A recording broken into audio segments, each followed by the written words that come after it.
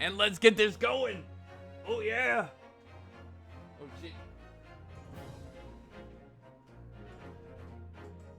No.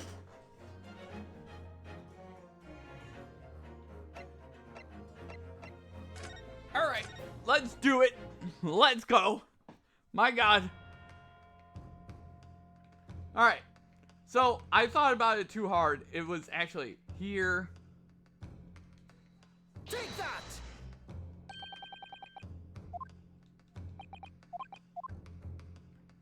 And right here. Take that! Objection! What your answer in fact shows is that your own...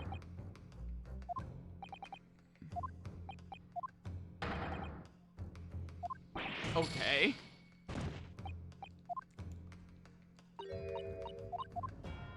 Alright, we're gonna load again.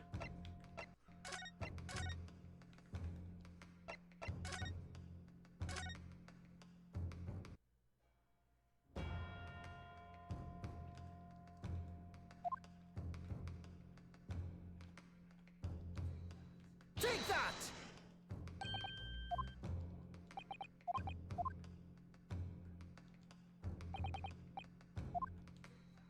Take that! There we go. The culprit shot the victim from outside the storeroom. Continue. Mr. Windabank died instantly from a bullet wound in his back. Looking at the stain of blood on the storeroom floor, it doesn't appear that the body was moved after death, which tells us that he was almost certainly shot while he was in the storeroom.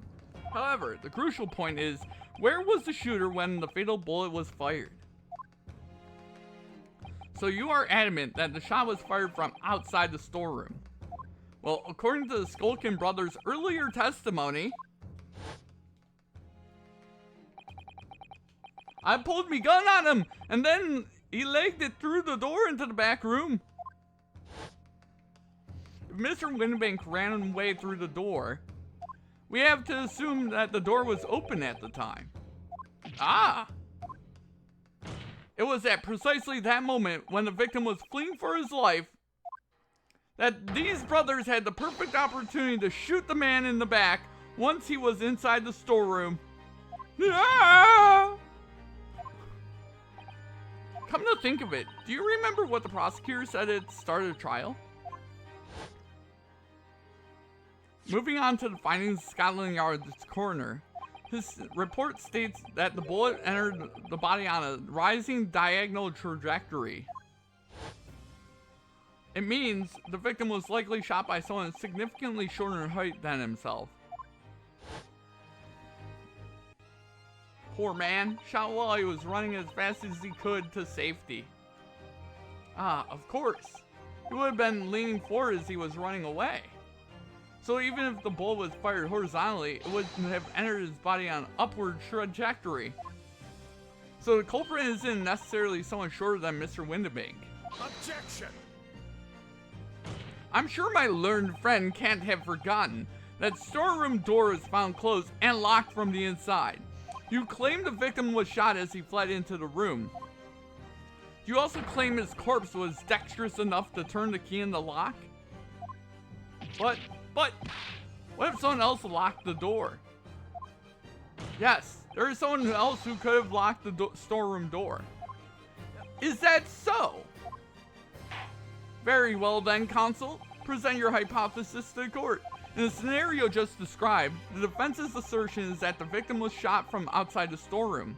In which case, who should unlock the storeroom door from the inside? And that's, of course, going to be our defendant. That's going to be our defendant, Gina Lestrade.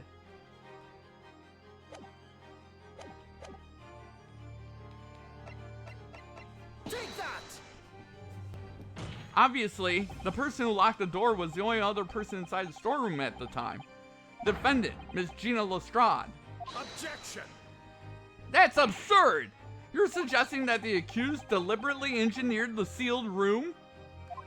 For what possible reason? Such actions would only serve to tighten the noose around her neck. I'm inclined to agree, I must say. Well, counsel?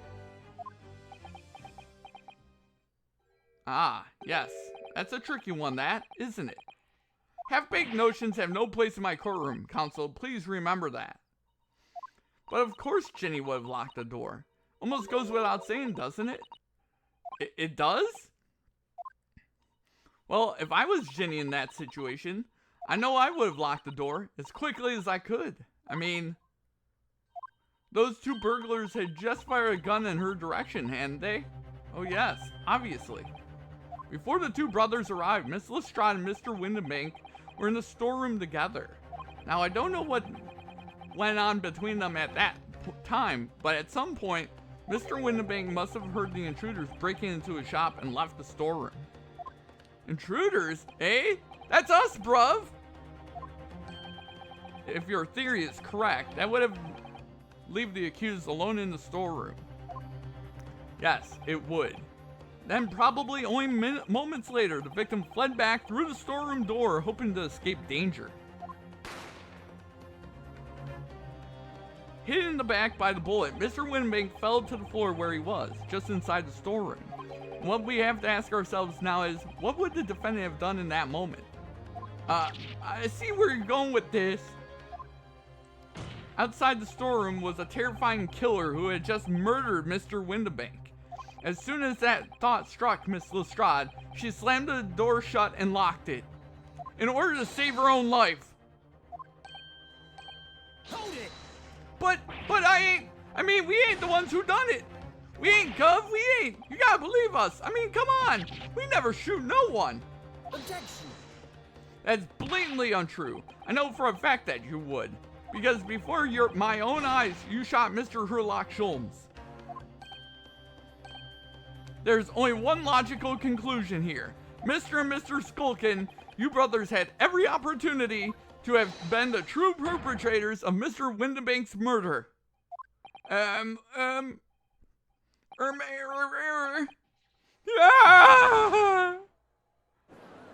That poor man with a box. Where does this leave us? You mean to say it wasn't the pickpocket who shot the pawnbreaker after all? I should have known it was those three brothers, as they look as shady as a dense forest. That's amazing, Runo. All the members of the jury seem to be firmly on your side now. I know, first time ever, and probably the last.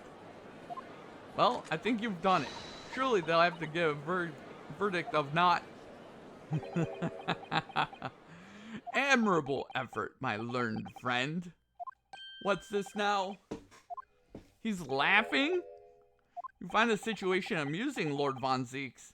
I myself find the defense's argument most persuasive. Oh no. I dare say, such chicanery is the bread and butter of the street performers in your provincial eastern nation. But such blatantly malicious conjuring tricks amount to nothing more than excusable pettifoggery here. What? The hypothesis you put forward so ostensibly credibly cannot and will not stand. Because you see, it contains a fatal flaw. A fatal flaw? Do you mean to tell me that you're unaware of your logic's failing? I say, Lord Von Zeeks, might be an idea to explain this bally conjuring trick or whatever it is to the troops on the ground, The fatal flaw in my learned friend's argument is really very simple to understand. Assuming you're not too dim-witted to count bullets. By George, count bullets? Oh dear. He noticed then. Huh? What's everyone talking about? Counsel? Yes, sir? Tell the court how many bullets were found at the scene of the crime. Two. 2 bullets. Correct. The first, that which hit the victim in the back, ending his life. And the second, that which struck the detective, Mr. Herlock Sholmes, on his arrival at the scene. Indeed. The defense presented a picture showing the damage caused by the second bullet earlier in the proceedings. The bullet which injured Mr. Sholmes appears to have passed through his body to strike the calendar. Your lordship's understanding is correct. Furthermore, we know there are 2 firearms involved in the incident. A revolver belonging to the victim, Mr. Windabank, and the Skulkin brothers' revolver. The evidence shows that a single bullet was fired from each gun. Yes, indeed it does. A single bullet from each. Now then, my learned friend. You yourself told the court only moments ago that these 2 brothers shot Mr. Herlock Sholmes right before your eyes. Yes, I did. Oh my goodness, I think you'll find that if a single bullet was fired from the brother's gun and hit Mr. Sholmes, it means Windabank not shot by same gun. Stop. Only 1 bullet. Stop. Exactly. Yes, this Nipponese street performer presented an ostensibly credible argument. However, it was never anything more than a diversionary trick with no hope of standing up to scrutiny. Ah!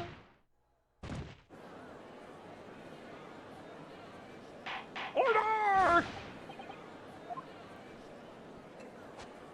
Pray forgive the discourtesy of flinging the dregs of this hallowed nectar into the public gallery. Oh God, that's gonna be a lawsuit. Lord Von Zeeks. But this court needs to open its eyes. The accused, Miss Gina Lestrade, is no ordinary little girl. Despite her young years, she can, regrettably, no longer be described as a juvenile. No, the person in the dock is far from a law-abiding citizen. She has a past riddled with criminal conduct. The truth is, the accused broke into the pawnbrokery on the night in question with loathsome intent. As we can see beyond doubt in this print, which depicts her threatening the victim with the murder weapon. And I have here in my possession one more piece of evidence the prosecution wishes to present. A disc. I'll be taking that whatever it is of McGilded's down to the yard. Thank you very much. No, you don't. Don't give it to him. It's mine. That is mine. I'm sorry, miss, but anything belonging to McGilded has to be taken as evidence now. Hydration time. Thank you there, Scoticus. And hey there, Scoticus. Oh, man. How is Scoticus doing today? The very day before the hateful murder of Mr. Windabank, the accused attempted to make off with this article, which clearly doesn't belong to her, and with none of the subtlety of a pickpocket, I might add, but by brute force and brazen impudence. That's mean! Good gracious! Make no mistake, any sympathy for the accused on account of her years is misguided and dangerous. There are no depths to which... Kind of hungry, and also the other H word that my phone kept auto-correcting to. Hungry! It's definitely hungry. But, oh, hey. I had a ham dinner tonight. It was good. It was glorious. There are no depths to which this girl would not stoop if pushed. No crime she would not commit. The court forgets that fact at its peril. Did we get the... We did not get that yet. I see. I think it would be prudent to take this music box disc into evidence, counsel, as a grim testament to the defendant's character. Lord Von Zeeks? Inspector Gregson? What? Yes, Inspector? We had a meeting yesterday at the yard with the prosecution service, and, I think it was agreed that the disc wouldn't be used as evidence. What's this all about? Why is the inspector acting strangely? That's the first time he said anything to Van Zeeks at all. I'm unaware of any such meeting. But those were the instructions right from the top. The government bigwigs were insistent. Inspector, I am the prosecutor. I alone determine how to present my case. Your warning is noted. Thank you. The prosecution wishes to proceed with submitting this disc as evidence, my lord. Indeed, bailiff!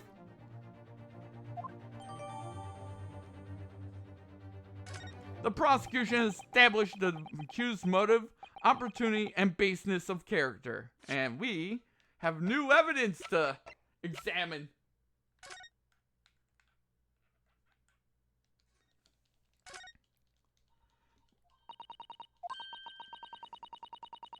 Yep, or rather mistakenly defended. I wonder what his name is doing on the back of this disc. That's a question I'd love to have the answer to myself.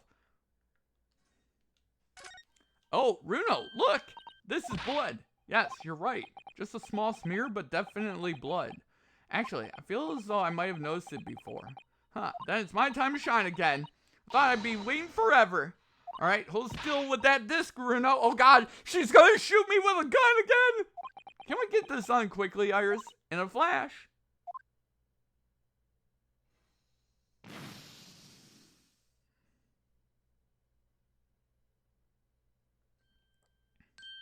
Ooh, a lovely bright shade again.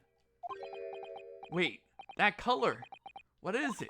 It's just that green. It's not the first time we've seen that color, is it? The blood samples portfolio has been updated in the court record. Okay.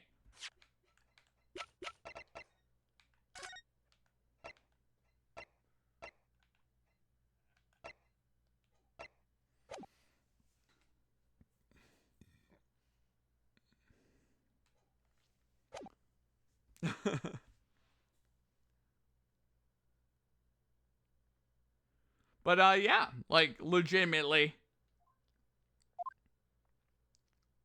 There is nothing more to add.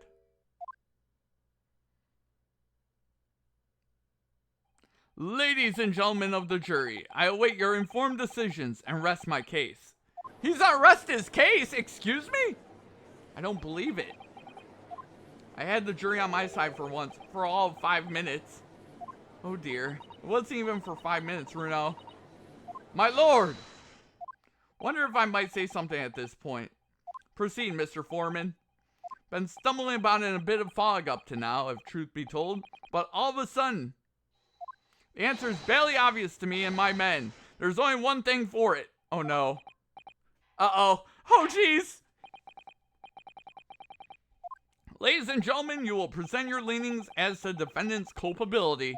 Guilty. Guilty. Guilty. Guilty. Guilty. Guilty. Oh god.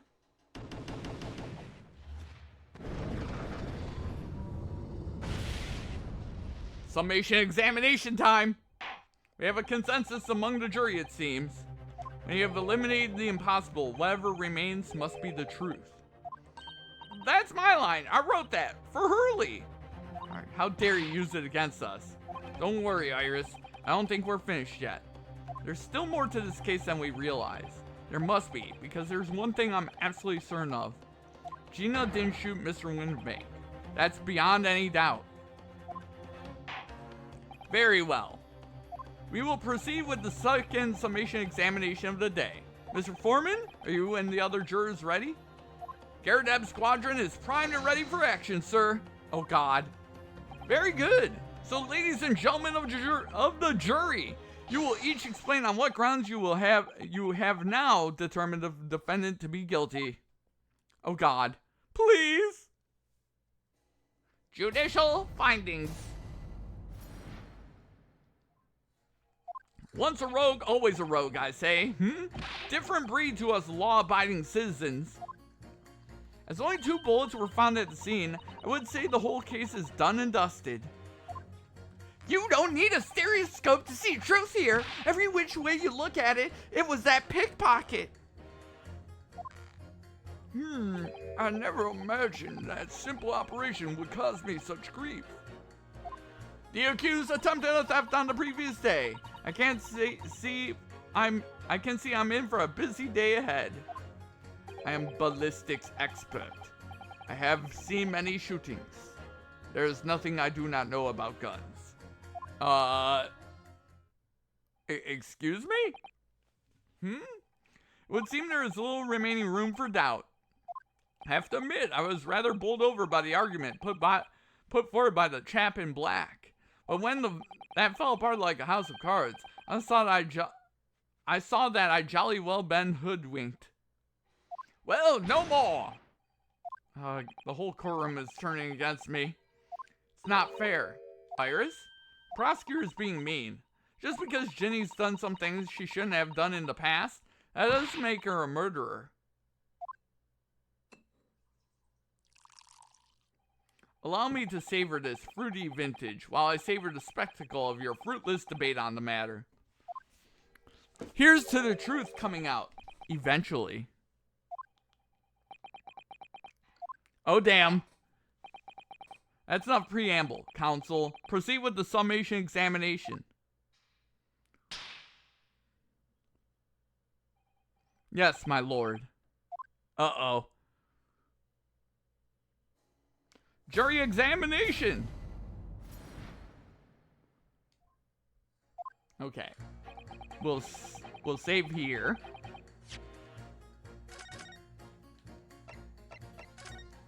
We're rolling! We're rolling, rolling, rolling!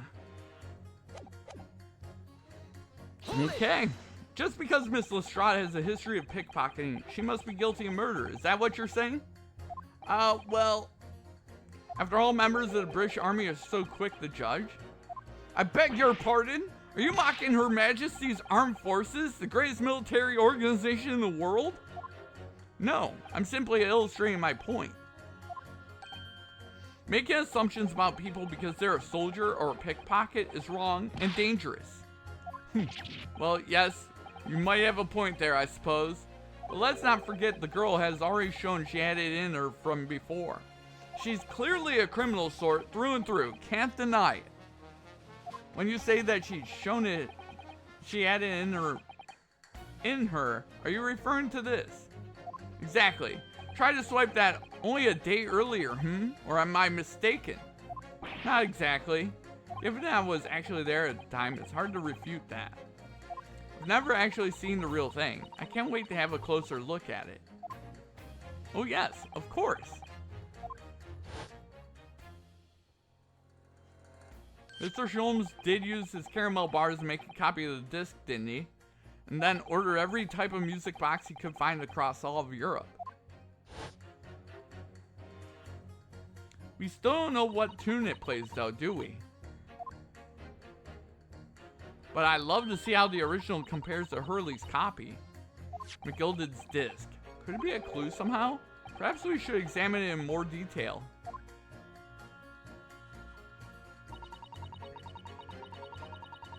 Done and dusted. Excuse me? Excuse me? It's the number of bullets that has you convinced? Only 2 bullets were fired and 2 guns that fired them have been examined by the police. When the parlor maid asks me how many are invited for dinner, I always tell her to count the table settings. Well, that's logical, I suppose. Although, yes, sometimes after dining, crockery does go missing. 1 or 2 guests rather like the fine china. Does your employer dine with thieves? So I suppose, if there was another bullet somewhere of which we were unaware, I'd have to reconsider my position. A 3rd bullet somewhere on the scene. Could that be possible?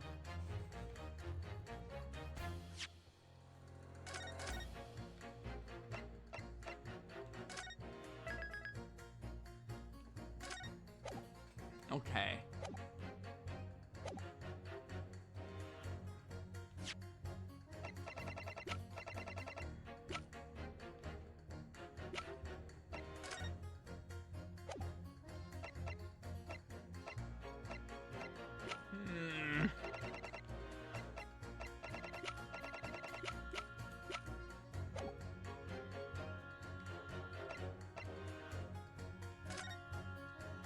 Unfortunately, only 2 bullets were discovered by the police during their investigation. Yes, I know. Right. And I don't imagine the good men at Scotland Yard would have overlooked anything. If I missed a bullet while I was cleaning his lordship's office, well, I should receive a sound scolding, I don't doubt. And he should receive a visit from the police, perhaps. It sounds like a crime scene to me. A third bullet would completely turn things around if there was one, wouldn't it?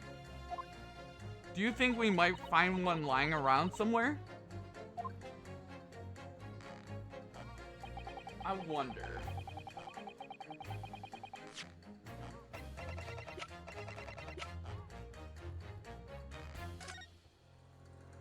I wonder.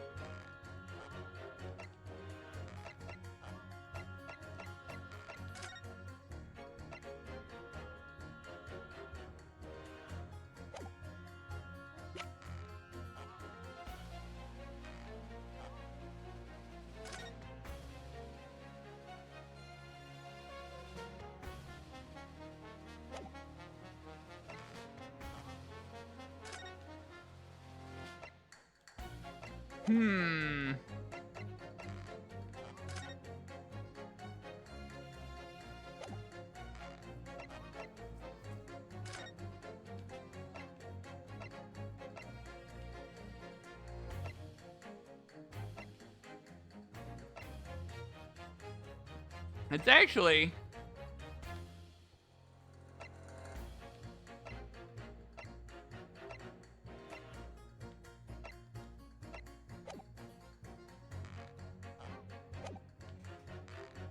I wonder if the actual evidence is...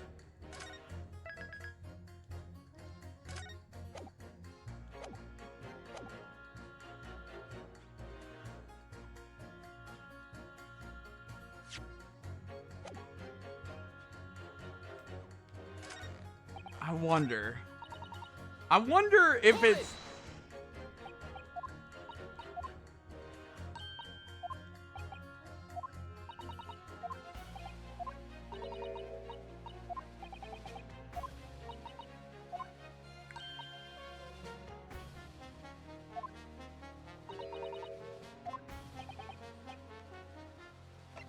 Let's wait on this. I want to go through everybody.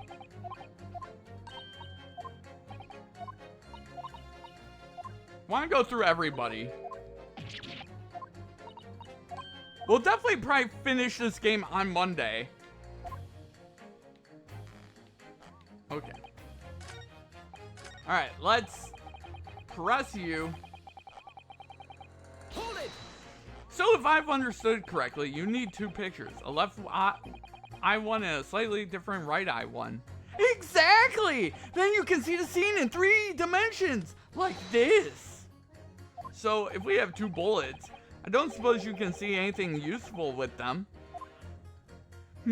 I think you'll find that no matter how much you squint, the truth of the situation always looks the same here. The only person who could have shot the victim is that girl in the dock. How can you be so sure of that? Think about it. The Skulkin brothers shot the great detective, didn't they? Yes, that's been mentioned once or twice. Well then, surely it's coming into focus now, isn't it? This is a waste of time. I'm not going to change this man's mind anytime soon. I never imagined this. Hold it! Would you please stop muttering about things that have nothing to do with this trial, sir? The defendant's life is on... Wait a minute. Did the bullet not exit his body? I thought I read that.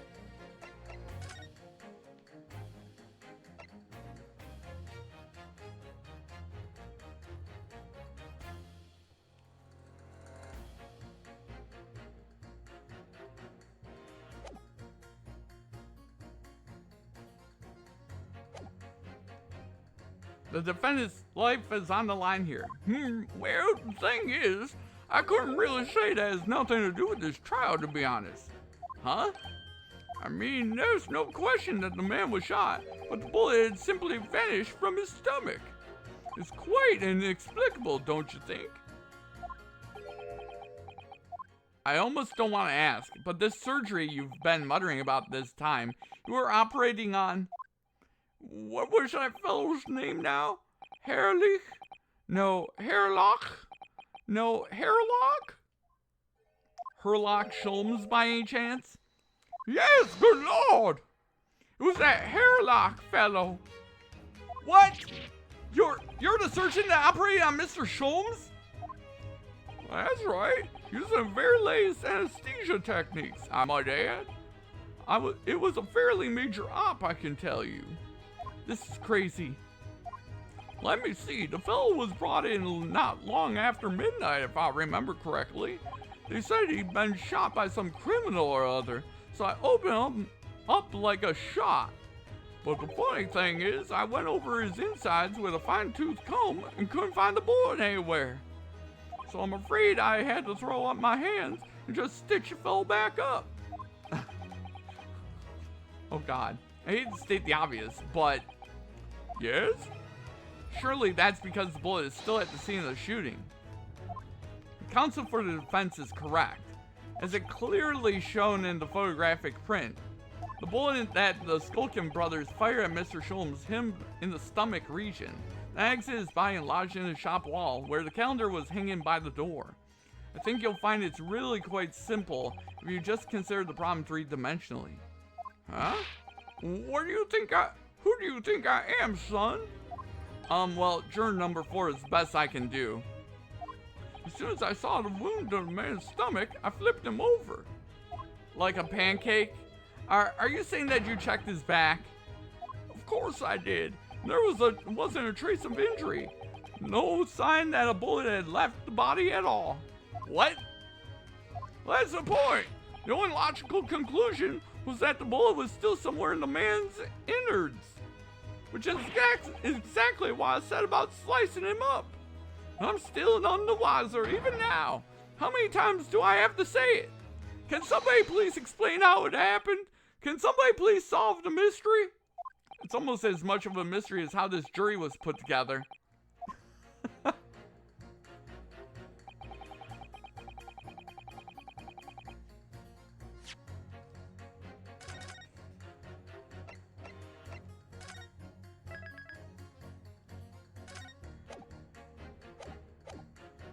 Where's the expert when you need one? Hold it! Mr. Sholmes' surgeon is on the jury. I've experienced some coincidences lately. I'm as surprised as anyone. But there's no question that Mr. Sholmes was shot. Well, that's what the police told me when they brought him in. How bad were his injuries, doctor? He was in a bad way. He'd lost a large amount of blood, you know. And I suspect that he was shot at quite close range, too. Because his skin was badly burnt around the point of entry. Burnt? As I said, I flipped the fellow over and examined his back, but there's no sign of an exit wound, which is why I thought I'd better locate the lug and pop it out. And yet you say you found no bullet inside the patient? Well, I wouldn't have done, would I? Because it's in the wall of the pawnbrokers. But how did it get there? I need someone to solve this mystery before it drives me to insanity. If only there were some expert in ballistics who could help. Even if he looked extremely untrustworthy.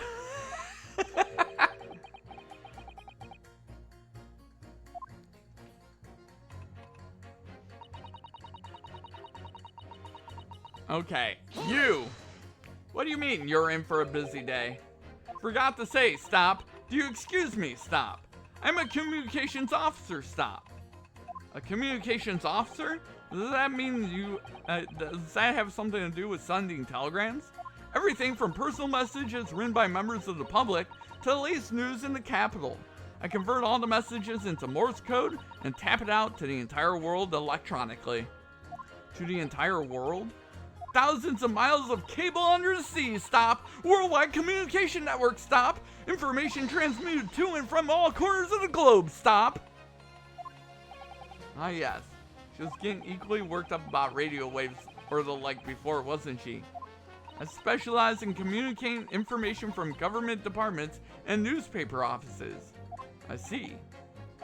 I'm sure I shall have to wire the newspaper reports of today's guilty verdict later. So no sleep for me tonight, I imagine. Let's just finish the trial first, shall we?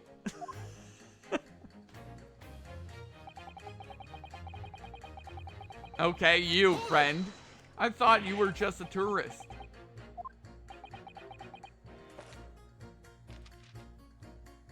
Good day. I am visiting London for sightseeing. I would like to take bus to Crystal Tower, please. There's no way he's just a visiting tourist. So you're a ballistics expert. Who knew? I have much experience with guns. Ah. I have lived through many, how do you say, extreme, violent, bath of, no, blood of, extreme violent bloodbaths, perhaps. Those! Extreme violent bloodbaths. English is very difficult tongue. Considering the sort of people you associate with, I'm surprised you still have a tongue. Anyway, if you have questions about bullets and guns, you ask me. There is nothing I do not know. No mystery I cannot solve. He's very confident in his knowledge of guns, that's for sure. But, if possible, please, only in Russian language. He's not very confident in his knowledge of English, though, is he? No, still we should bear it in mind. He's our man. He's our man if there's a mystery about guns or bullets. Okay.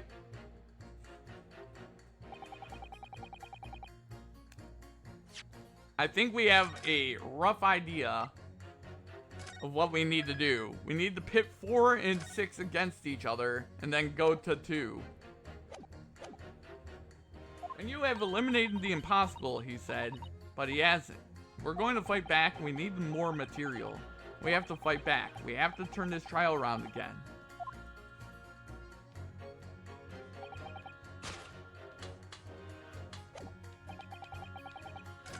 We have to put 4 and 6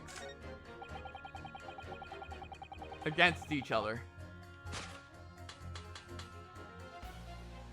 Objection!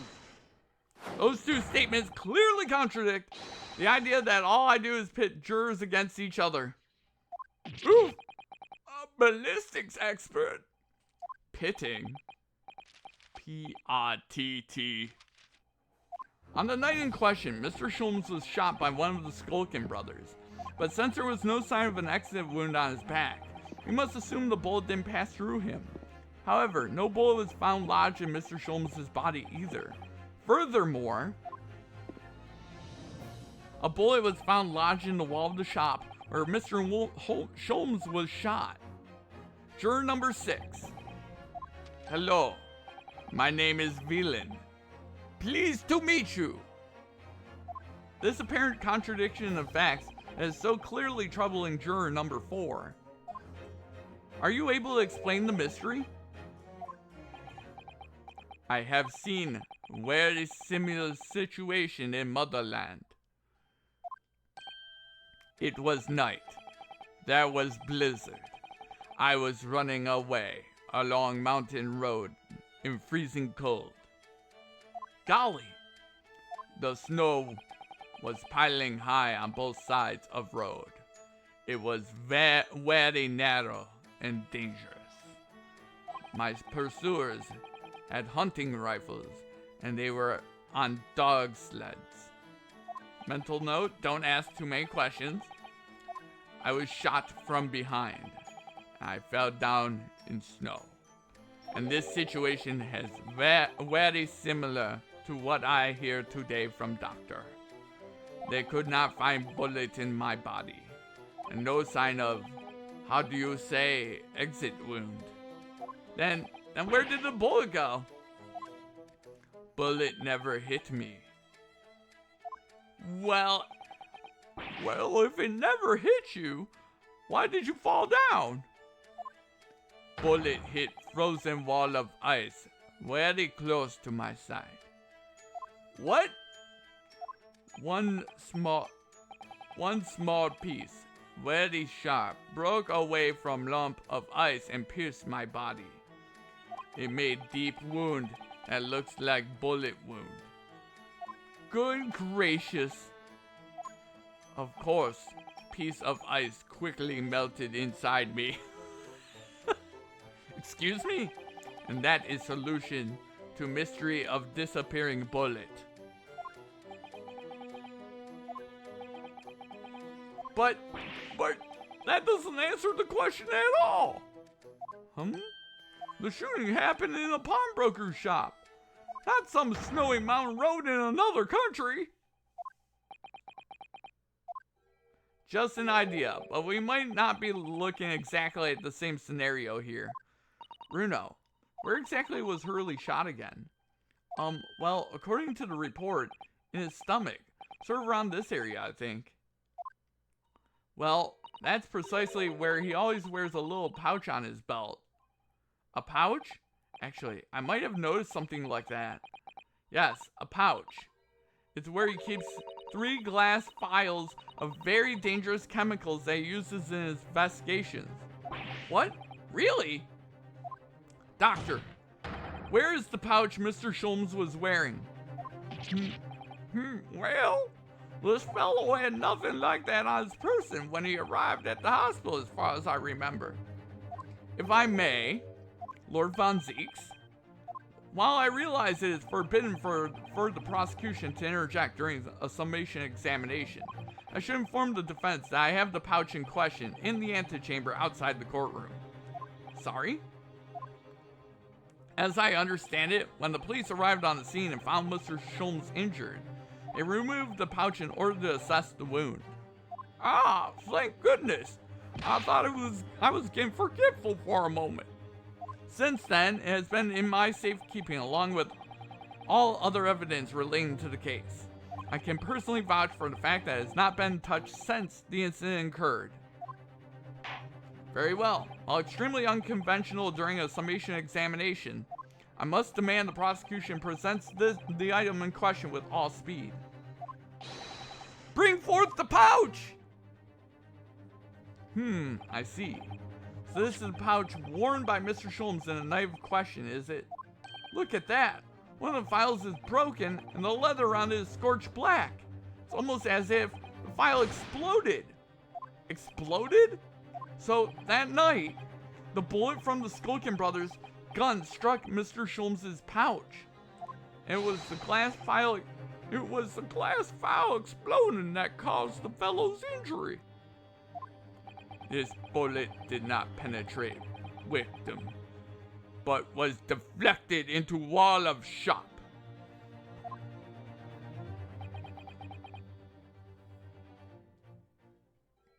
A delightfully complex aroma.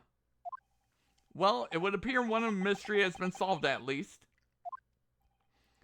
though it has no bearing on the truth of this case. The Bungling and Burgling brothers shot the detective, and the accused shot the pawnbroker. The pertinent facts of the case remain unaltered. But at least the mystery is solved. I can sleep easy tonight. Thank you, young man. Thank you very much. Glad I could help. Due to its bearing on the conundrum just solved, court will sequester the scrouchy pouch as evidence. Hurley's pouch isn't scruffy.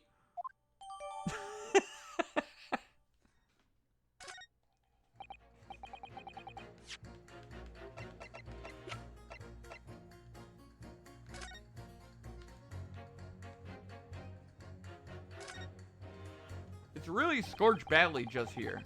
The strap is broken, look. This must be where the bullet hit then. Let me see.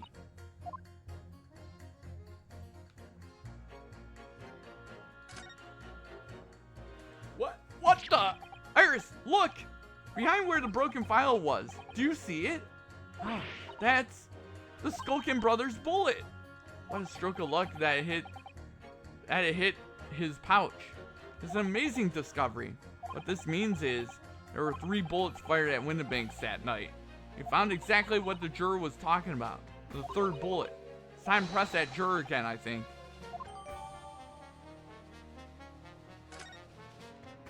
Hell yeah! There's a hole here at the back. Doesn't look much like a bullet hole, but clearly like something's ripped through the leather with great force. Something must have pierced it somehow that I've left this hole behind. Yes, it looks that way. Mr. Sholmes and his pouch both took a beating, didn't they?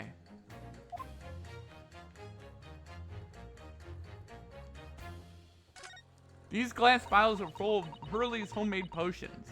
Homemade? Yes, like fingerprint powder to show up where people have touched things, and scent amplifying solution that intensifies smell lingering on an object. That's amazing. They're all very easy to use. There's just one thing you have to be careful of. They're all very flammable. Mr. Sholmes is a walking bomb? Either he's passionate about finding the truth, or just oblivious to the dangers. Okay, we have our 3rd bullet.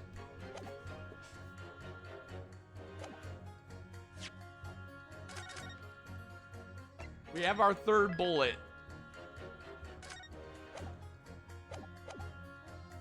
It would appear the defense is somewhat struggling to alter opinion, Please, my lord. A little more time. After all, that's a new piece of evidence. Could be a valuable clue, and can't afford to overlook anything here, Rinsuke. There's still a way to turn this around, somehow. I'm sure of it. Alright, we go back to juror number 2. Press her. Hold it!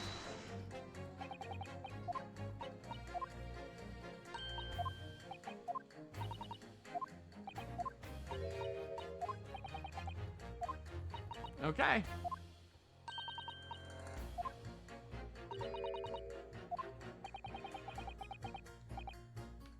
I can prove it. 3rd bullet. Take that! Here it is. We discovered it just now. Yes, on the night in question, Windibank's pawnbrokery, another bullet was fired. Hold it! What is this new trickery, you Nepalese conjurer? Where did you find that bullet? It was lodged inside Mr. Sholmes' pouch. What? This pouch was removed from around Mr. Sholmes' waist before he was taken to the hospital, and since then has been touched by no one. Do you mean to say the shot fired by the Skulkin brothers that night? Yes, as your lordship has surmised, it hit this pouch. But that makes no sense whatsoever. We already know the whereabouts of the bullet fired at Mr. Sholmes. It's clearly visible in this photographic print. 2 guns from the scene have already been submitted into the court record as evidence. Yes, I have Mr. Windibank and that belonging to the Skulkin brothers. An examination of both guns revealed that only a single bullet had been fired from each. But that must mean... That's right. We now know that on the night in question, 3 bullets were fired. However, only 2 bullets were fired from guns recovered from the crime scene. Until that incontrovertible inconsistency is somehow explained, we cannot and must not pass judgment.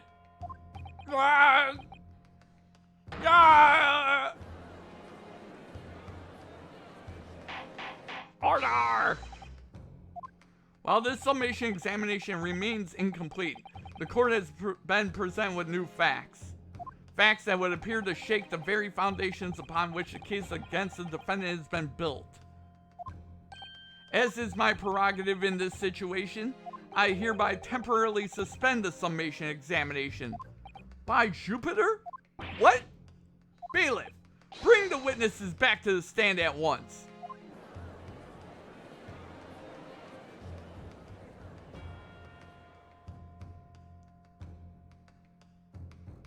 Uh-oh. Witnesses. Governor, Were you listening to the proceedings while the defense carried out the summation examination? We was, Governor, we was! Perhaps we can dispense with the tedious preamble. Simply answer this one question. A third bullet has been identified at the scene of the crime. What do you make of that? Make of it, Gov? I don't make nothing of it. Is it one of yours? Gorblimey, Gov, Gorblimey, not a chance. In that case, did you have an accomplice? What? What? Never. The Skulkin brothers work alone. It's just the two of us. That's our trademark.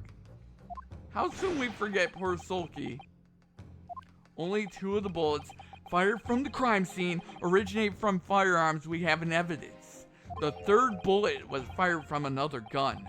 Where is it? Lummy, that's an head scratcher. Counsel for the defense. Yes? I should like to hear your thoughts regarding the new developments. A third bullet and a mysterious missing firearm from whence it came. I think I'm starting to form a picture of what really happened that night.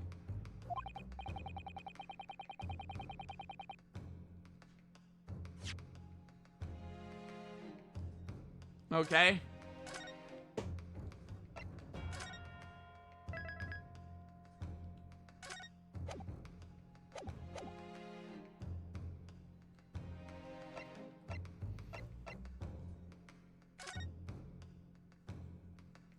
On that night at Windhambink's pawnbrokery, brothers must have been working with a third man. The witnesses are clearly doing their best to cover up the existence of this accomplice. But the evidence all points to the fact that there was someone else present, someone carrying a gun. Objection! An accomplice, you say? Pig's will. These protracted proceedings have already forced us to endure 2 summation examinations, yet in all that time, there's been not a murmur of a third man. If this apparently wraith-like being exists, the court must be shown hard evidence. Without it, this fantasy will be crushed. The prosecution demands answers on 2 counts. Firstly, proof, evidence that this accomplice was ever at the scene of the crime. And secondly, the identity of this spurious character. Skulkins are lying, I know that. But how can I ascertain the identity of the person they're hiding? Well, counsel? I'm supposed to prove the existence of this accomplice and reveal the person's identity even.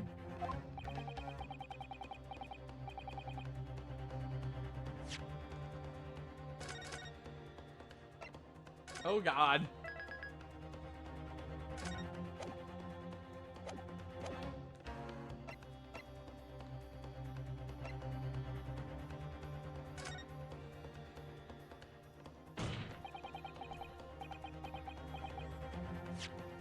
That doesn't sound right.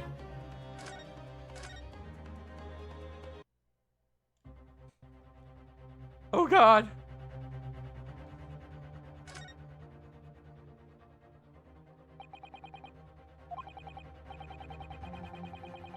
So my Nipponese friend, despite the swimming eyes, you seem to think you have something to say. This promises to be interesting. I have to push forward now. There's no other option. I need to use every single piece of evidence available to me if it will make a difference. In that case, counsel, I will ask you to present the evidence without delay. On the night in question, in the moments leading up to the death of the victim, what proof have you that there is a third intruder? Take that! Evidence is right here, in this portfolio. By Jove, that portfolio again, is it? Do you expect the court to rifle through your papers itself? Be more specific. You claim one of those blood samples proves the presence of this third intruder. Well, which one is it?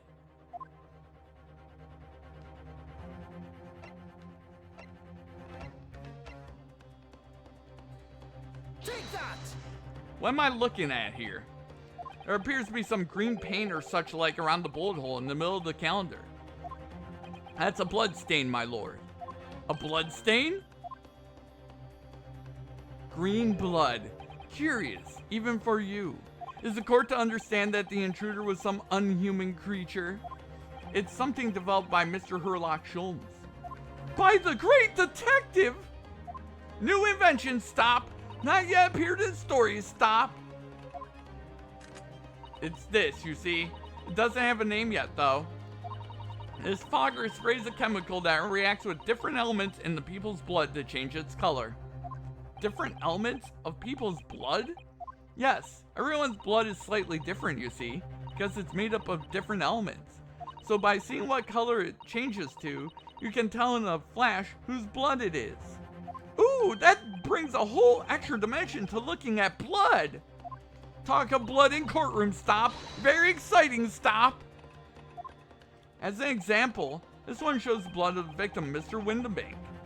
Ah, striking blue. Yes, so you see, the green color of this blood stain on the calendar shows that somebody else was shot in the main part of the shop. Now hold fire there, young man. Could be from some unrelated incident, couldn't it? No, it's not unrelated. The date showing on the calendar is the date on which Mr. Windabank was killed. By golly! Therefore, we can assume that whoever was shot on the same day. Then whose blood is it?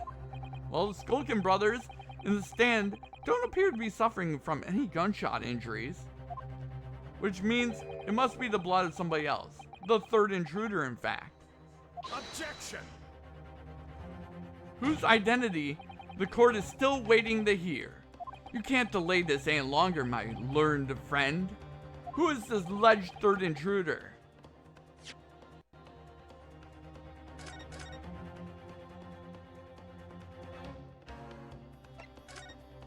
I think it's going to be Egbert.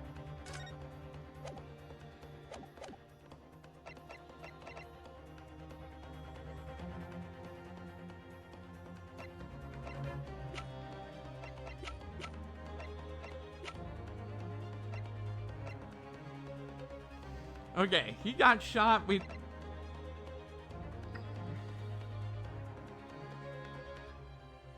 Oh, is it? It's not Sholmes. We know he's there.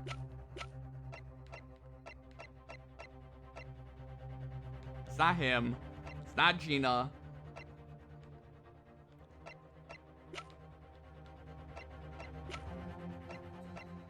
Take that! Egbert Benedict. Egbert Benedict? Who on earth are you talking about, Consul? He paid to visit the Windabank's pawnbrokery on the afternoon before the incident took place, when the accused attempted to deceive the pawnbroker into releasing this article into her possession. That's right. The man identified by the defense, Mr. Egbert Benedict, then attempted to take the article from the defendant by force.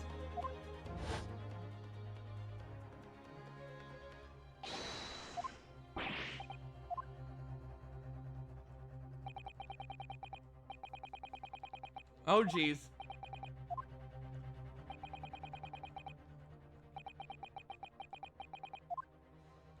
Oh geez. Goddamn. It's going crazy.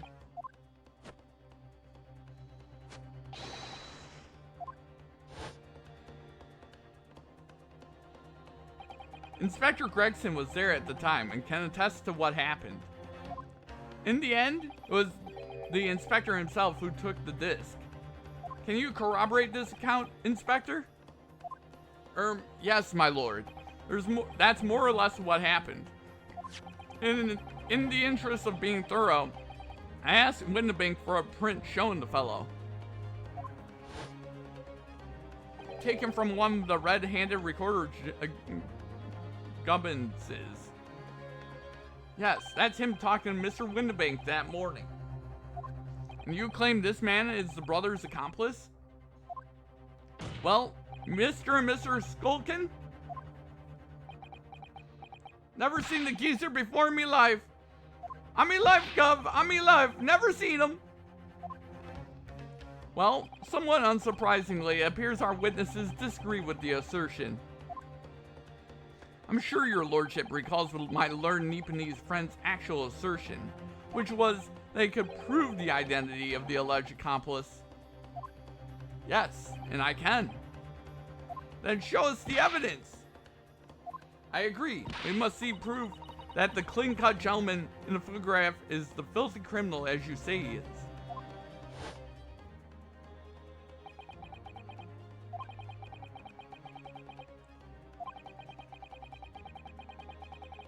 Now, I'm going to drag it kicking and screaming into the courtroom.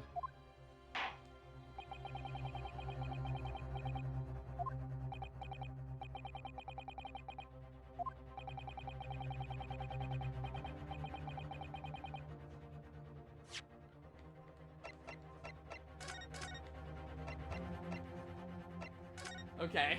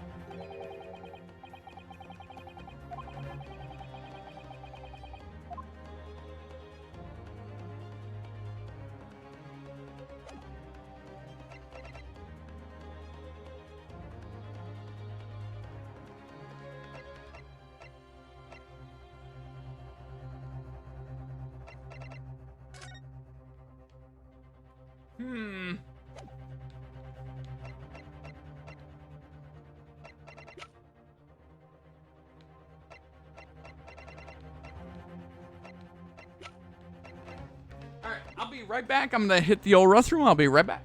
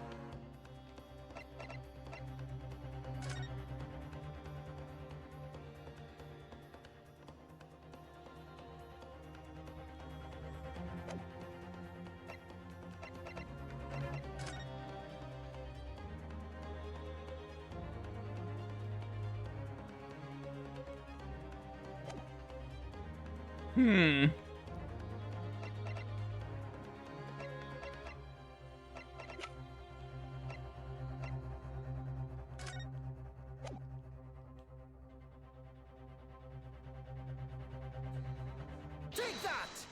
As I mentioned before, on the afternoon of the day in question, the defendant attempted, deceitfully admittedly, to reclaim this disc from Windibanks, which is when the aforementioned Egbert Benedict appeared on the scene, I believe.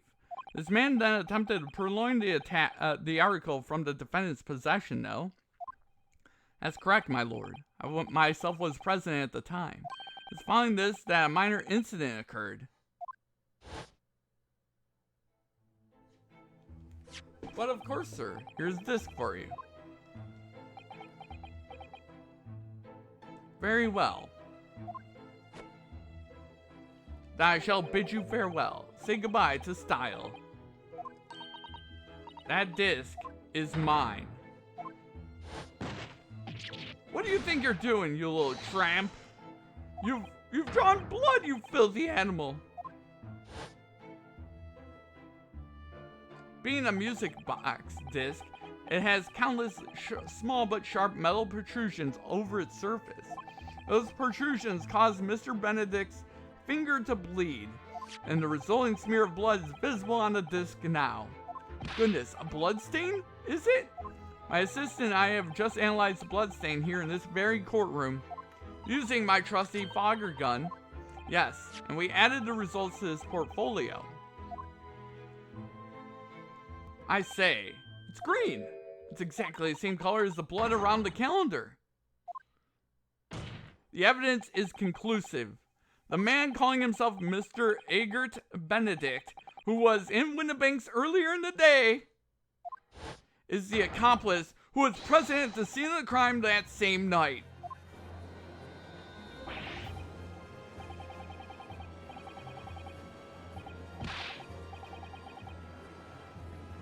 My lord, it is the opinion of the defense that Mr. Egbert Benedict should be summoned to the courtroom to testify.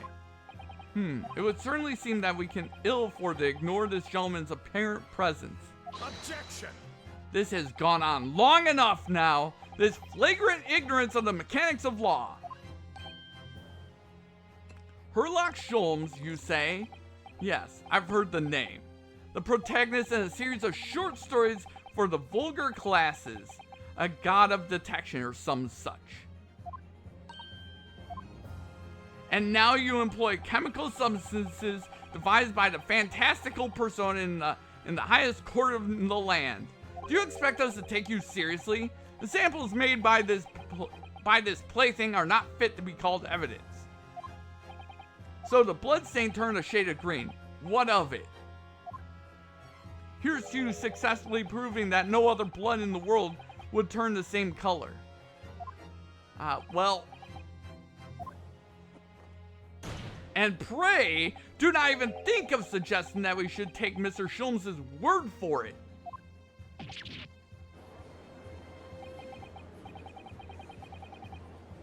I mean, he is a great detective. I knew it would come to this. Of course, Mr. Sholmes' invention is going to be recognized by any official body. But what other choice did I have? I'm just remembering what Father Christmas over there said before. About how he was temporarily suspending the summation examination. In other words, the examination isn't over yet, is it? Good grief! What did you just say, young girl? In summation examination, the decision as to whether or not the trial continues is in the hands of the 6 jurors, isn't it? So the way I see it, it doesn't matter what certain other people think of Hurley's invention. At least, not for now. Yes, she's right. Young lady, you have quite the devious mind. It really just comes down to one thing. Whether these ladies and gentlemen of the jury are convinced by what you say, Runo. Is that about right, would you say? Or did I misunderstand something? Unbelievable. Mr. Sholmes' partner is a force to be reckoned with. Iris Wilson, sharpshooter. Goddamn. After that shrewd preface of the situation from an entirely unexpected source, it must be acknowledged that the previous summation examination has yet to reach its conclusion. This is absurd! Ladies and gentlemen of the jury, the court now looks to you for your final leanings in this matter. As proud citizens of Her Majesty's Britain, I'm sure you will come to a fair and just conclusion. So then, state your final decisions in turn, please. Not guilty. Not guilty. Not guilty. Guilty. Guilty. Not guilty.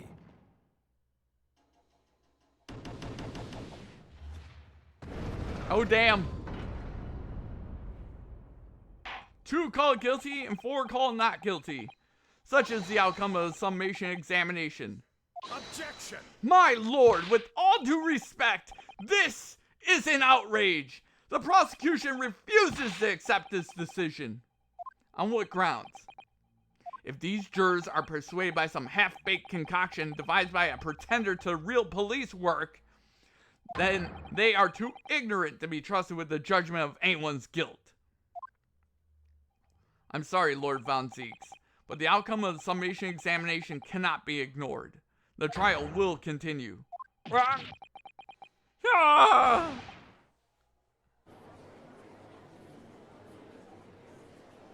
Nevertheless, we find ourselves in a rather awkward situation. The defense has very reasonably requested a subpoena of a new witness. But sadly, I fear that will be impossible. What? The name of the gentleman gave for himself, Egbert Benedict, is quite clearly false. I don't believe it. Just when I managed to prove the man was there that night. Could I say something? Who was that, please? Who spoke? It was me, my lord. Juror number 5? What have you to say, madame? If possible, Inspector. Eh? Me? Ma'am? I wonder if you might show the photographic print to me again. The one in which the gentleman is shown? Ah, right, yes, this one you mean. Of Mr. Benedict. Yes, there's no doubt in my mind. Juror number 5, you don't mean to say, you know this man? Yes, I know him. What? No! Good gracious! Order! Juror number 5, how on earth? I am a communications officer, stop. As we clearly see, the gentleman in the photograph is, stop. Also a communications officer, stop. He works in my office, stop. Oh God. A very talented operator, in fact, stop. He should be in the communication station now, stop. Tapping away on the telegraph, stop. This doesn't seem right somehow. I can't put my finger on why, but it doesn't feel right. Suppose we all imagine the accomplice would be some sort of hardened criminal. It's a bit unexpected to find out that he has a respectable job by day, whatever he gets up to at night. Yes, I suppose that's it. I suppose that's why I'm feeling something was wrong. If the gentleman is at London's communication station, we should be able to subpoena him within the hour. Lord Von Zeeks, if you please. Yes, my lord. Make the necessary arrangements with all haste, as your lordship bids. The court will recess for 1 hour. When a new witness arrives, we shall reconvene to hear the gentleman's testimony. Inspector Gregson. Yes, my lord. I should like to hear from you specifically about events at the pawnbrokery on the day in question. Come to my chambers during the recess. Yes, sir, my lord. Very well. Court is adjourned until 1:40 p.m. Oh, damn.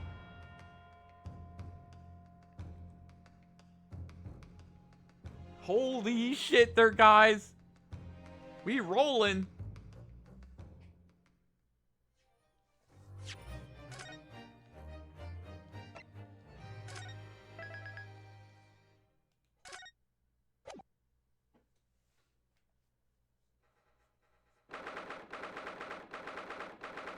The Old Bailey. Defendant's antechamber. Ah, Gina, how are you holding up? I'm starting to feel quite warmly towards her frequent cold shoulders now. Ginny! Are you alright?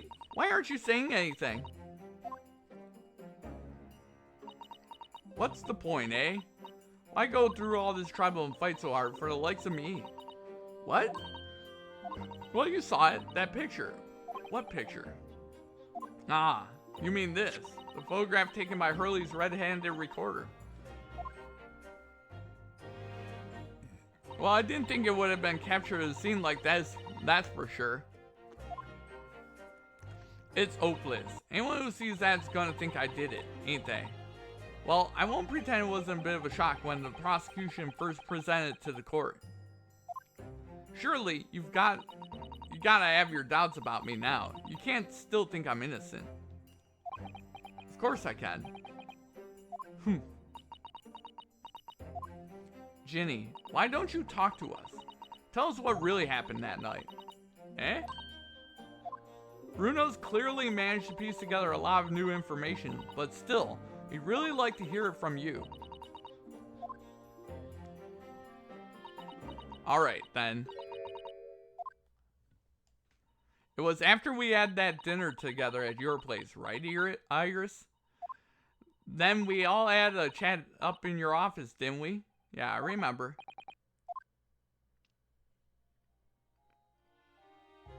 After that, I just couldn't get to sleep. So I slipped out and went down the street to the 2-1 to Windabank's place. I had to know if Iris' story was there or not. The Hound of the Baskervilles. I don't know what it's about or nothing, but if you ask me, there's something in it that Sholmes don't like. Something he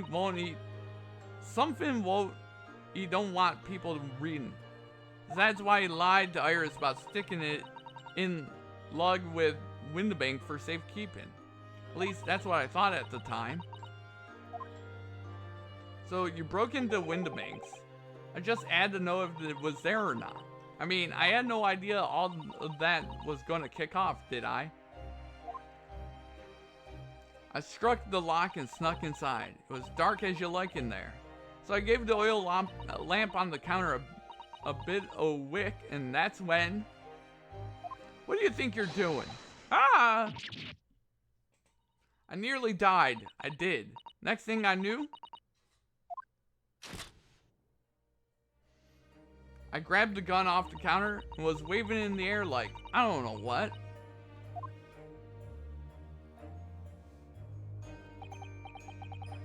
Ah, you're the girl who was in here this afternoon. I didn't think pickpockets went in for armed robbery. The mantle script. Have you got it here? Did Sholmes leave a load of papers with you? A story? I beg your pardon? The Hound of the something or other? Is it here? I want to see it. I'm sorry, young lady, but I'd sooner die than relinquish an article belonging to one of my customers. I don't want it. What would I do with it anyway? I just want to see if it's here, that's all. Oh, you want to see it, do you? I want to know if Sholmes really pawned it here or not. Please, just let me see it and I'll go. Oh, very well then.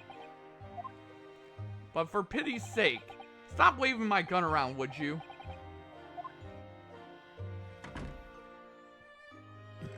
So then the old cove unlocked the storeroom door and we both went inside. It was there all right, the manuscript. Sholmes weren't lying after all.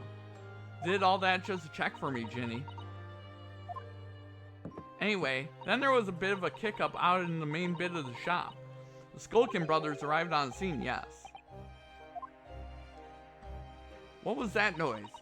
Someone's breaking in. Dear me, is there some burglars convention here tonight that I don't know about? I think I forgot to shut the door behind me. Sorry. I better go and take care of it. Could I possibly have my gun back? Oh, well, I'll come with you, Anne. Now, don't be foolish, young girl. You must stay right here. Don't leave this room under any circumstances. And with that, he took the gun out of my hands and walked back out into the shop. I hung back in the storeroom, like he said, straining my ears in the dark to hear what was going on. It sounded like they got into a bit of a scrap. I started to think I should help, see? So I was just about to go out the storeroom myself when...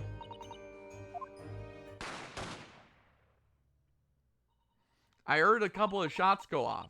2, I think. Almost at the same time.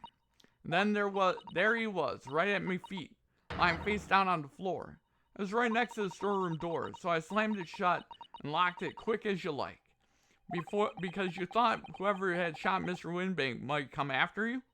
Yeah, so I went and grabbed the old cove's gun. Figured I'd put up a fight at least. When I got a better look at him, I knew.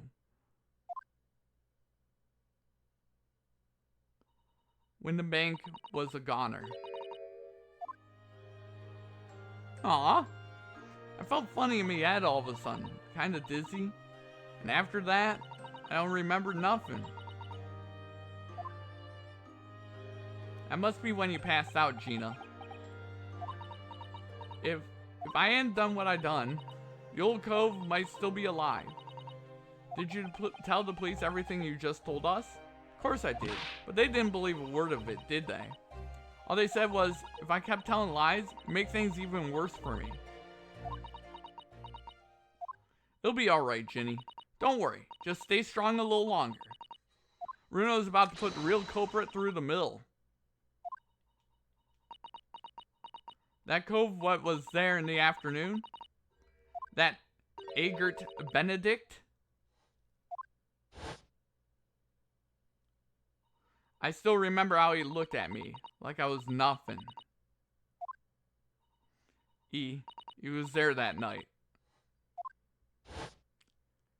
We don't know his real name yet, but I'm convinced that he's involved somehow. Anyway, thank you for telling us what happened, Gina. I appreciate your honesty. You what? You can leave it all in Runo's capable hands now, Ginny. Mr. Naruto? Yes? How come you trust me? I don't get it. I mean, have you forgotten what happened here before? Come on, it was only 2 months ago. Me and McGill did. We told you a whole pack of lies. And you got the bog trotter off with him, even though he was a killer. No, I could never forget that. Oh? I did what I thought was best at the time, but the pain of that error of judgment doesn't get any easier to bear. Still, don't forget that I also made you a promise. I told you that I'd be on your side to the bitter end, no matter what. But what if I'm lying? You could be working to get another killer off the hook for all you know. I was once in your position, Gina. I was the accused in a trial. You were? Oh, geez. He's hitting her with it. Before I left Japan, I was accused of murder. And strange as it might sound, the circumstances of the crime were pretty damning. I was sure that no one would believe it wasn't me who'd done it. Oh, Runo. But there was one person who stood up for me, who believed in me, and was prepared to defend me. My best friend. Uranisuke, no one believes in you more than I do. Leave this to me. All you need to do is put your faith in me, and I'll do the rest. I was so happy, I cried. But even then, somewhere inside me, I couldn't help thinking, surely he doesn't really believe in me. Not completely. But I was wrong. How is him murdering the fake murder of Wilson going to come into this, by the way? It's obvious that he had an absolute unwavering belief in me.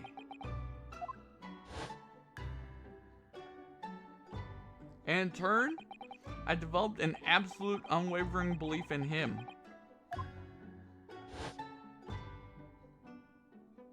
Since then, I came to realize, if you want someone to believe in you, you have to believe in the other person first. What are you saying? I promise you, Gina, that no matter what happens, keep believing in you. I'll keep believing in you. So you don't need to worry. I won't let you down.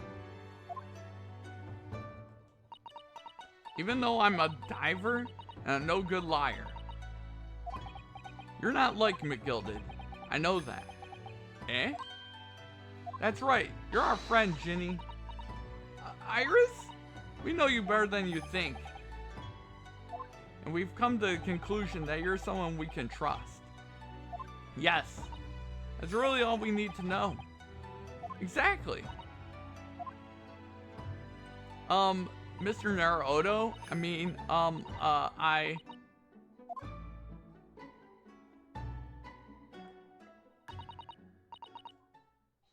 Defendant Gina Lestrada and her legal representatives. Court proceedings are about to resume. Please head into the courtroom immediately. Yes, of course. Thank you.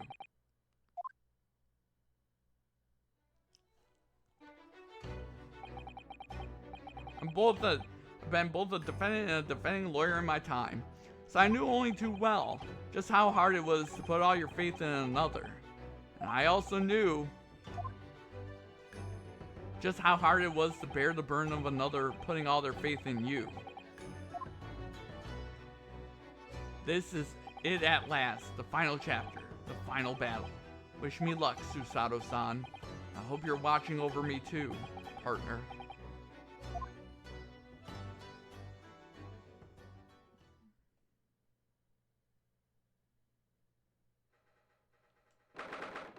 "1:41 p.m. The Old Bailey courtroom."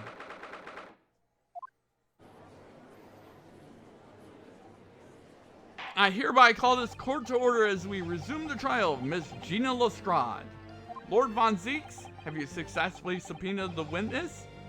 Subpoena was delivered to the communication station where the man works immediately, my lord. However, the heavy rain has delayed the arrival of his carriage, it would seem. I see. Now let's turn our attention to Inspector Gregson's precious of the case heard by the court this morning. Glaring omission of the third bullet in your report is a serious blunder, Inspector. Yes, I can only apologize, my lord. Although the defense's chemical analysis of blood at the scene makes for a compelling argument, I cannot permit such untried methods to be used as evidence in my courtroom. It's a big mistake across Hurley and me. A very big mistake. My lord, the subpoena witness has just arrived in the building. Thank you, officer. Show him to the stand without delay. I didn't expect to be crossing paths with him again so soon, and certainly not like this. Uh-oh, here we go.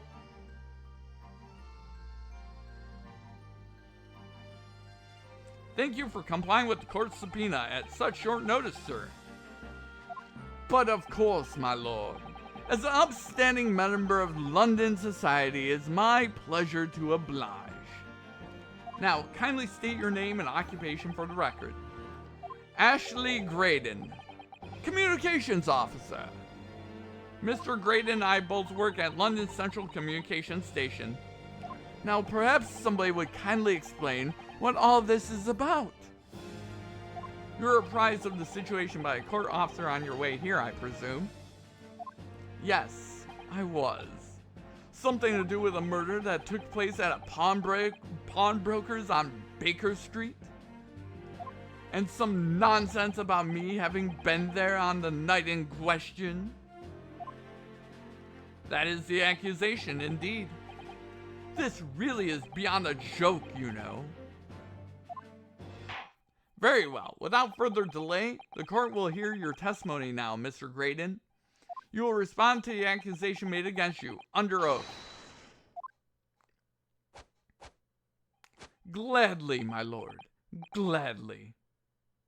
Oh, God. Here we go. Witness testimony. The accusation. Naturally, I have occasion to make use of pawnbroking services from time to time. But are you seriously suggesting I colluded with these thugs to break into the place on the night of the murder? I have no intention of admitting such an outrageous accusation.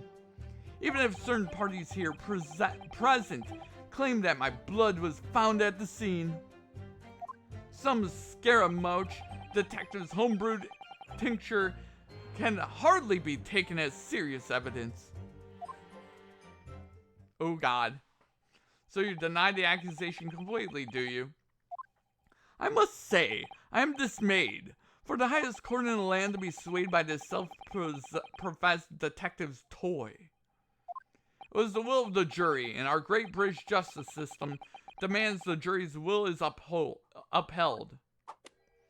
Then it would seem we have the misfortune of a most inept assembly of jurors today. By golly. How long am I expected to be detained here? Following the defense's cross-examination, your involvement in this matter has not been established. You will be free to leave immediately. Good. Then I shall be away in time for afternoon tea. Some small consolation, at least. Let's not hold Mr. Graydon any longer than necessary, Counsel. Proceed with the cross-examination. So we meet again, Mr. Benedict. Or is it Mr. Graydon? My apologies. You are? Ryusuke Naruhodo, defense lawyer. We have met. If you say so, Ashley Graydon and Sean. So, I trust we can conclude this quickly. But I'm not holding your flashy hat while we do.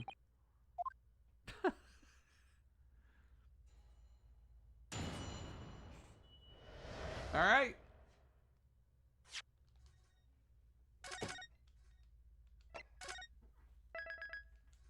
We are rolling.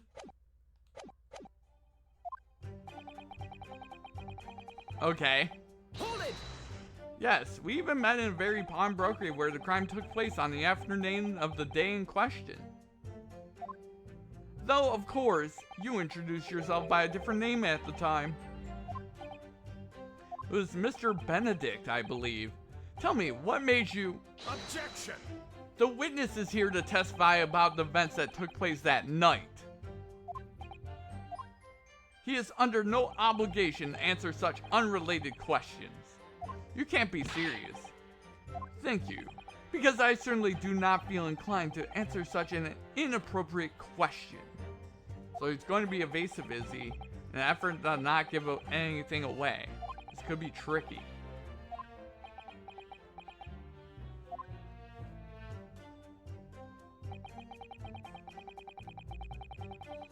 Yes, yes I am. Have you seen these two men before? This pair? No, I don't associate with criminals. Said by a man who introduced himself as Mr. Benedict. I'd like to know who I have to thank for this. Who made this outlandish accusation against me? The young lawyer there in the black. This is a farce. Whose idea was it to permit an outsider to work in a British court anyway? Well, needless to say,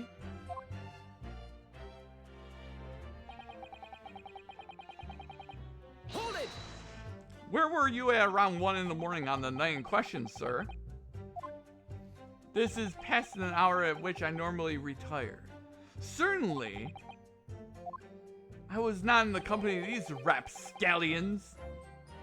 You're able to prove that? Objection!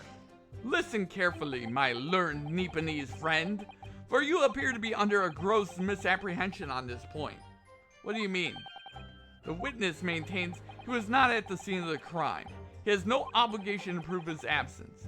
If your accusation is that the witness was present at the scene, the obligation lies with you to prove your assertion. You will fulfill that obligation before putting any more unreasonable questions to the witness.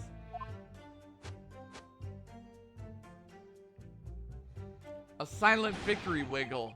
Thanks.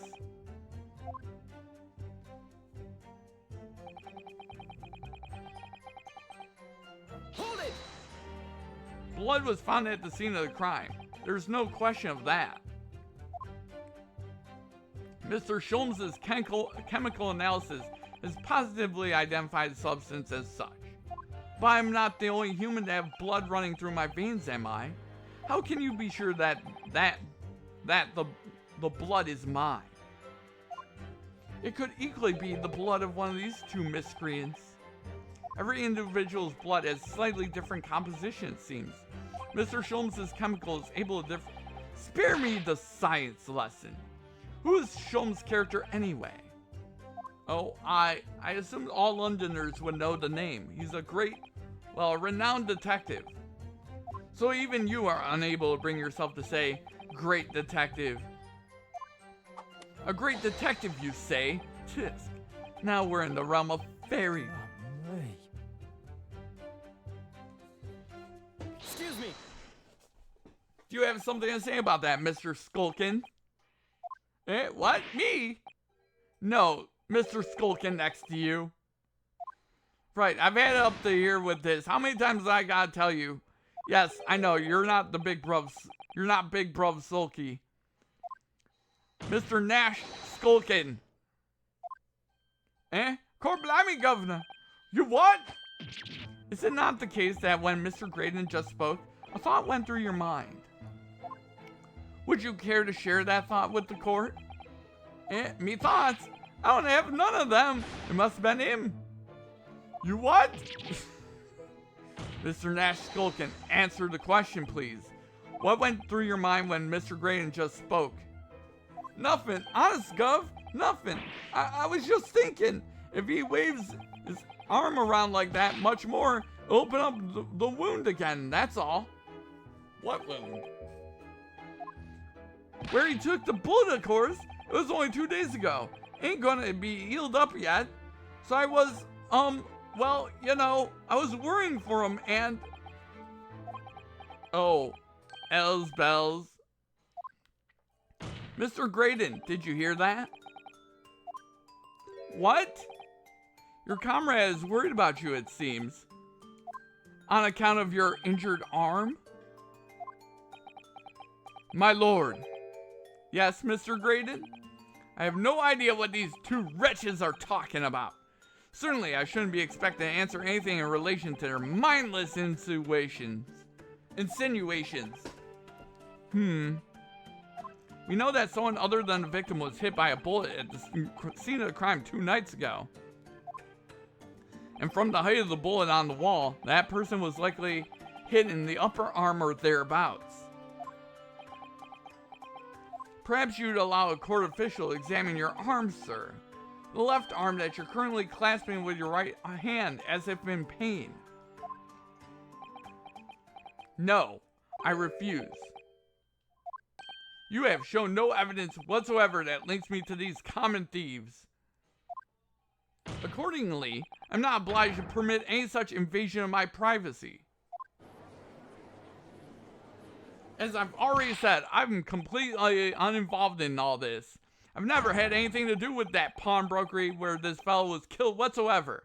I take offense at the insinuation that I was in any way involved. You claim to have nothing whatsoever to do with Mr. Wynn. My lord, the defense would like that last statement to be added to Mr.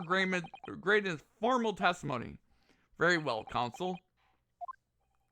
Continue with your testimony, Mr. Graydon.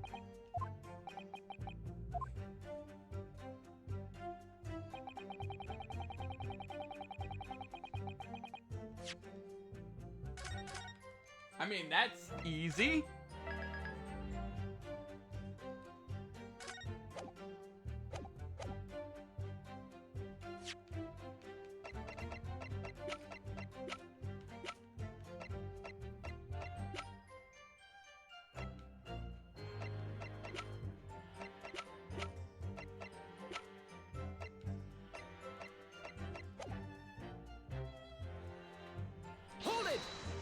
Never had anything to do with it.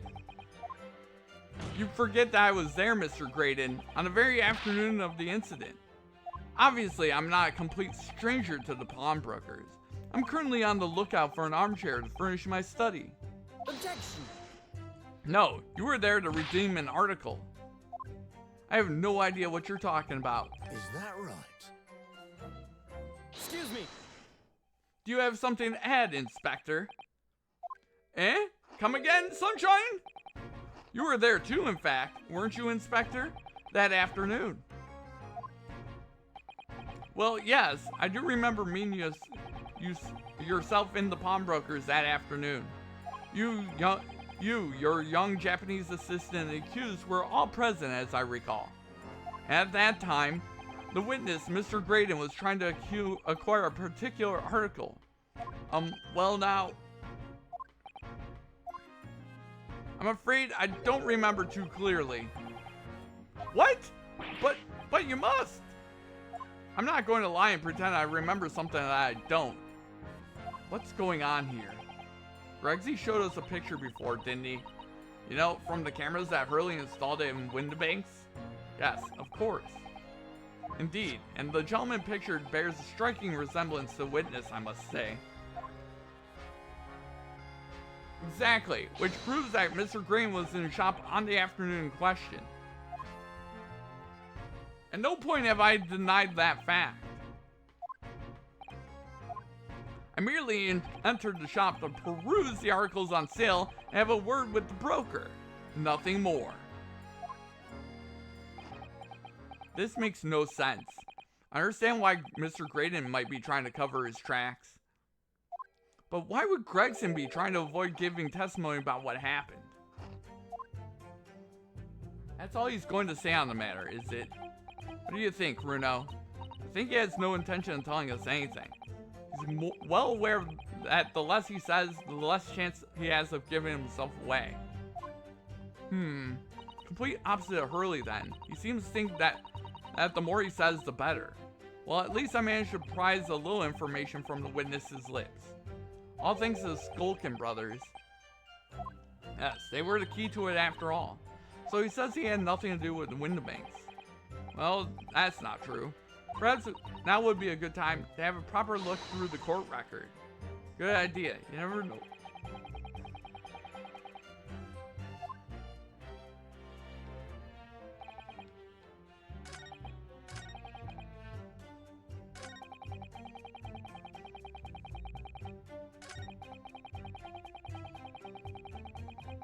Okay. We gotta save right here, because now we gotta look at the court record.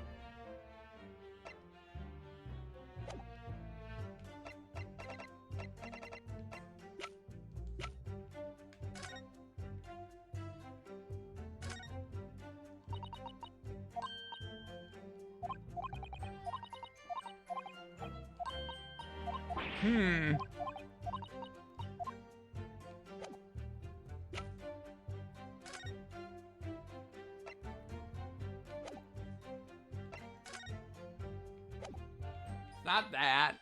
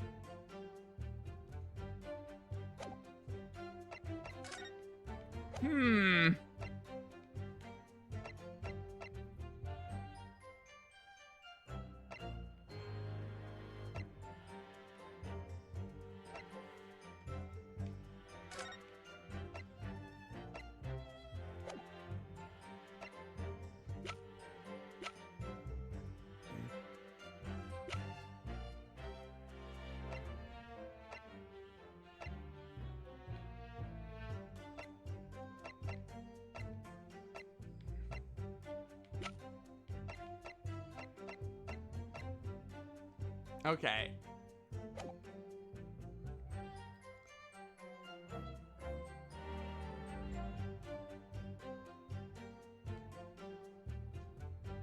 I think what we'll do is we'll present this. Objection.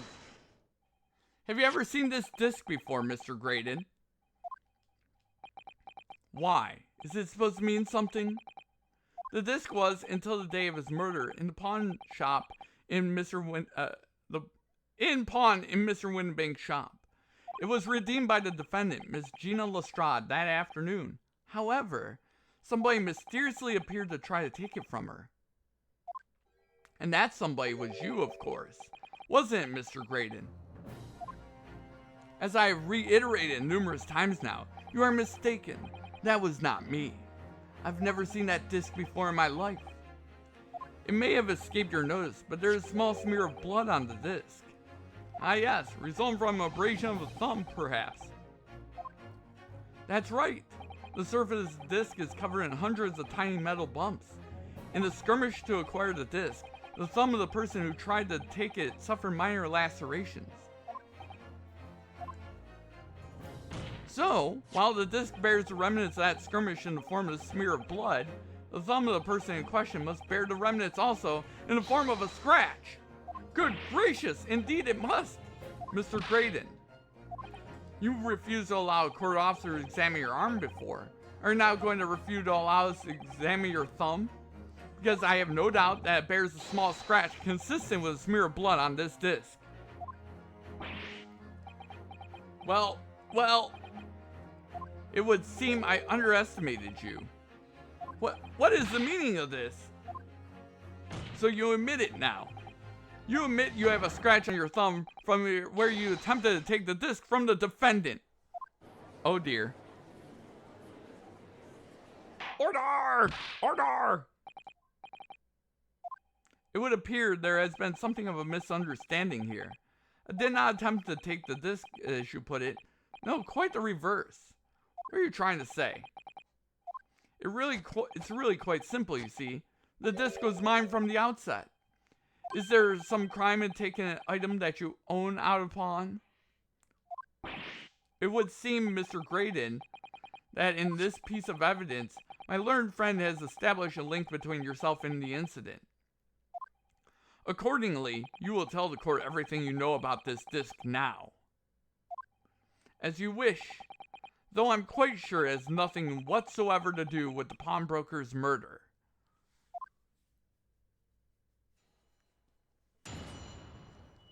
The disc. There's a note on the disc saying for McGilded, but the item belongs to me. Redemption ticket was stolen from me by the accused, that filthy gutterling on the day in question. I proceeded at once to the shop in order to explain my situation and redeem my article. In the end, of course, the disc was taken by the police. In other words, I had absolutely no reason to break into the shop later that same night. Did I hear you correctly, sir? McGilded, you say? The famous London philanthropist? Who perished in this very courtroom 2 months ago after being acquitted of a distinctly messy murder? Yes, my lord. The one and the same. Good lord, Mr. Graydon. Are you saying that Mr. McGilded and yourself were acquainted? Yes, that's correct. Order! Well, I certainly didn't expect to hear the name uttered here in my courtroom again. According to what Gina told us, this disc was placed in pawn on the fateful night 2 months ago. McGilded himself gave instructions to deposit it at Windibank's. It's funny that Mr. Graydon here is claiming the disc belongs to him then, isn't it? In all likelihood, he's lying. So he appeared that afternoon at Windibank's in order to get his hands on McGilded's disc for some reason. Okay, let's get on with the cross-examination